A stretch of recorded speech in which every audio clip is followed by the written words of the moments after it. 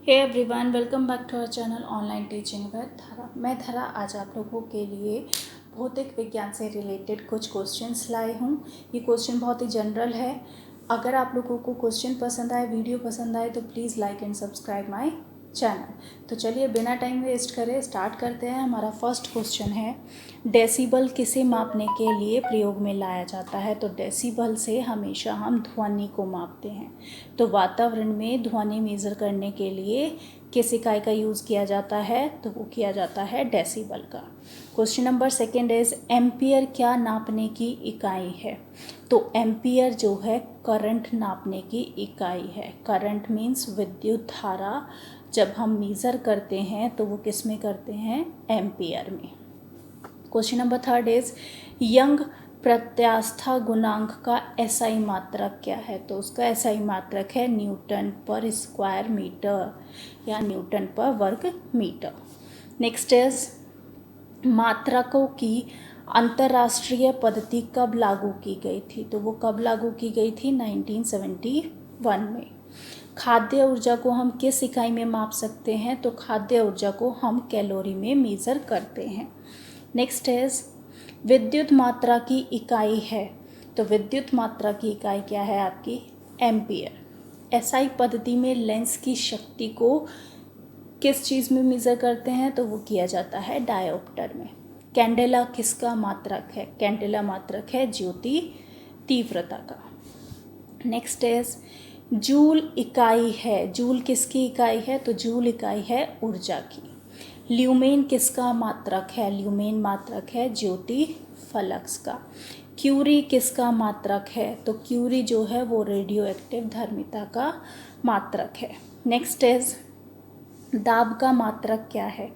तो दाब का मात्रक है पास्कल। कार्य का मात्रक क्या है? तो कार्य का मात्रक है जूल। प्रकाश वर्ष किसकी इकाई है? तो प्रकाश वर्ष जो है वो दूरी की इकाई है। नेक्स्ट इज, जड़त्व का माप क्या है? जड़त्व का माप क्या है? तो वो है द्रव्यमान। एंगस्ट्रोम क्या मापता है? एंगस्ट्रोम मेजर करता है तरंग दैर्ध्य को। किसने न्यूटन से पूर्व ही बता दिया था कि सभी वस्तुएं पृथ्वी की ओर गुरुत्वाकर्षित होती है? तो ये किसने बताया था न्यूटन से पहले? ब्रह्मगुप्त ने। नेक्स्ट इज, यदि एक पेंडुलम से दोलन करने वाली घड़ी को पृथ्वी से चंद्रमा पर ले जाए तो घड़ी पर क्या इफेक्ट पड़ेगा? घड़ी जो है वो सुस्त हो जाएगी।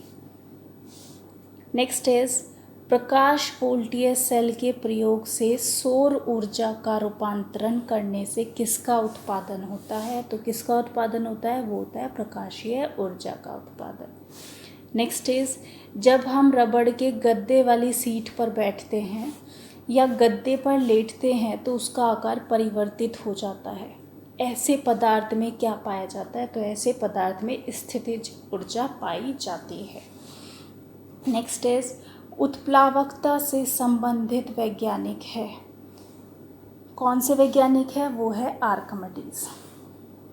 नेक्स्ट इज, द्रव में आंशिक या पूर्णतः डूबे हुए किसी ठोस द्वारा प्राप्त उछाल की मात्रा किस पर निर्भर करती है? तो वो करती है ठोस द्वारा हटाए गए द्रव की मात्रा पर।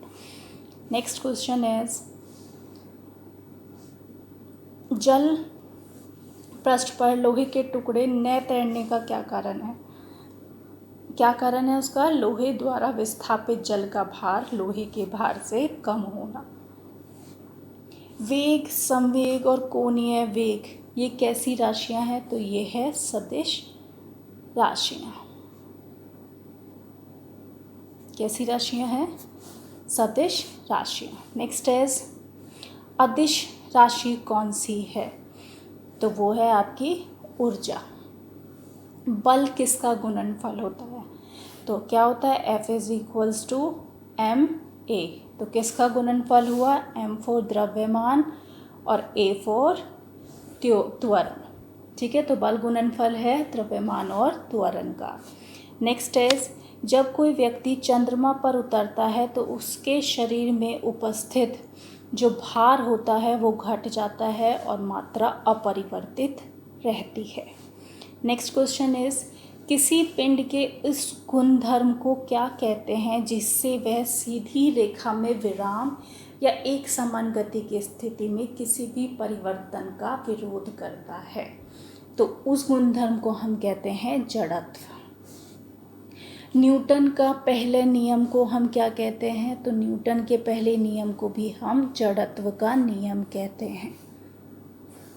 पार्सेक इकाई है, पार्सेक किसकी इकाई है? वो है दूरी की इकाई। नेक्स्ट इज वायुमंडल के बादलों के तैरने का कारण है।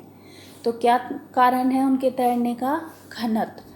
समुद्र में प्लवन करते आइसबर्ग का कितना भाग समुद्र की सतह से ऊपर रहता है? तो वो रहता है 1/10 भाग। जब कोई नाव नदी से समुद्र में प्रवेश करती है तो क्या होता है? वो थोड़ी ऊपर की ओर उठ जाती है। पानी का घनत्व अधिकतम होता है तो 4 डिग्री सेल्सियस पर पानी का घनत्व अधिकतम होता है। नेक्स्ट इज वस्तु की मात्रा बदलने पर क्या अपरिवर्तित रहेगा? तो वस्तु की मात्रा बदलने पर उसका घनत्व जो है वो अपरिवर्तित रहेगा। तैराक को नदी के मुकाबले समुद्री पानी में तैरना आसान लगता है। क्यों लगता है? क्योंकि समुद्री पानी का जो घनत्व है वो साधारण पानी के घनत्व से ज़्यादा होता है। नेक्स्ट क्वेश्चन इज यदि पृथ्वी का द्रव्यमान वही रहे और त्रिज्या 1% कम हो जाए तब पृथ्वी के तल पर g का मान क्या होगा? तो वो 2% बढ़ जाएगा। नेक्स्ट क्वेश्चन इज ऊंचाई की जगहों पर पानी 100 डिग्री सेल्सियस के नीचे के तापमान पर क्यों उबलता है? क्यों उबलता है? क्योंकि वायुमंडलीय दाब कम हो जाता है और उबलने का बिंदु नीचे आ जाता है। नेक्स्ट क्वेश्चन इज कोणीय संवेग एवं रेखीय संवेग के अनुपात की विमा क्या है? तो कोणीय संवेग और रेखीय संवेग का जो अनुपात की विमा है वो है m0 L1 T0। Next is Bernoulli प्रमेय आधारित है। किस पर आधारित है? ऊर्जा संरक्षण पर। लोहे की सुई पानी की सतह पर तैरती है, इस परिघटना का क्या कारण है? तो इस परिघटना का कारण है पृष्ठ तनाव। नेक्स्ट इज ब्लोटिंग पेपर द्वारा स्याही के सोखने में शामिल है। तो ब्लोटिंग पेपर द्वारा स्याही सोखी जाती है, कौन सी घटना है वो? केशिकीय अभिक्रिया परिघटना। नेक्स्ट इज यदि हम भूमध्य रेखा से ध्रुवों की ओर जाते हैं तो g का मान क्या होगा? हमेशा बढ़ेगा। भूमध्य रेखा से ध्रुवों की ओर जाने पर g का मान हमेशा बढ़ेगा। नेक्स्ट इज शरीर का वजन कहाँ पर अधिक होता है? तो ध्रुवों पर शरीर का वजन अधिकतम होता है। एक अंतरिक्ष यात्री पृथ्वी तल की तुलना में चंद्र तल पर अधिक ऊंची छलांग लगा सकता है क्योंकि चंद्रमा के तल पर गुरुत्वाकर्षण बल पृथ्वी तल की तुलना में बहुत कम होता है, इसलिए। नेक्स्ट इज जब एक पत्थर को चांद की सतह से पृथ्वी पर लाया जाता है तो क्या होता है? चांद की सतह से पृथ्वी पर लाया जाता है तो इसका भार बदल जाएगा लेकिन द्रव्यमान नहीं बदलेगा, द्रव्यमान वही रहेगा।